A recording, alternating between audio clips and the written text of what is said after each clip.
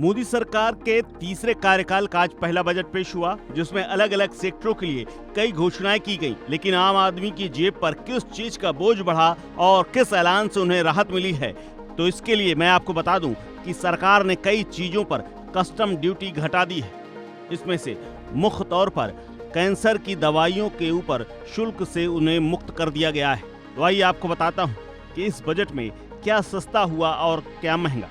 दरअसल बजट भाषण देते हुए निर्मला सीतारमण ने देश को बताया कि अंतरिम बजट में हमने गरीब, महिलाएं, युवा और अन्नदाता यानी किसानों पर फोकस किया था। उन्होंने फिर दोहराया कि भारतीय अर्थव्यवस्था लगातार चमक रही है। पूर्ण बजट भी इस पर केंद्रित है। हमारा कृषि क्षेत्र में उत्पादन बढ़ाने पर जोर है। विकसित भारत के लिए भी ये पहली प्राथमिकता है। उन्होंने सरकार की 9 प्राथमिकताओं को भी गिनाया, जिसमें एग्रीकल्चर सेक्टर के साथ साथ शहरी विकास, रोजगार और स्किल डेवलपमेंट, कृषि रोजगार, ऊर्जा सुरक्षा, इनोवेशन, रिसर्च और ग्रोथ अगली पीढ़ी के लिए सुधार में शामिल किया गया है। इसके अलावा वित्त मंत्री निर्मला सीतारमण ने बड़ा ऐलान करते हुए कहा, कैंसर की दवाइयां सस्ती होंगी। मोबाइल और मोबाइल चार्जर समेत अन्य उपकरणों पर BCD 15% घटाई गई है। इसके अलावा सरकार ने सोना और चांदी पर कस्टम ड्यूटी कम करके अब 6% कर दिया गया है। इसके बाद सोना चांदी की कीमतें कम हो जाएंगी। इसके अलावा लेदर और फुटवियर पर कस्टम ड्यूटी घटाई गई है।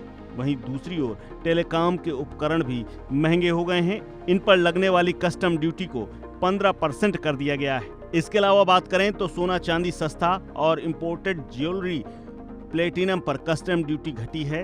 कैंसर की दवाइयां भी हो गईं। इसके अलावा मछली का भोजन, चमड़े से बनी हुई चीजें, रसायन, पेट्रोकेमिकल, PVC फ्लैक्स, तमाम चीजें सस्ती हुई हैं। इसके साथ ही वित्त मंत्री निर्मला सीतारमण ने युवाओं को रोजगार उपलब्ध कराने की दिशा में बड़ा ऐलान किया है। वित्त मंत्री ने PM पैकेज के आधार पर रोजगार लिंक्ड स्कीम को लॉन्च करने का फैसला किया है। इस योजना के तहत 3 स्कीमों के तहत डायरेक्ट बेनिफिट ट्रांसफर के लिए पहली बार रोजगार में आने वाले युवाओं को सरकार मदद देगी।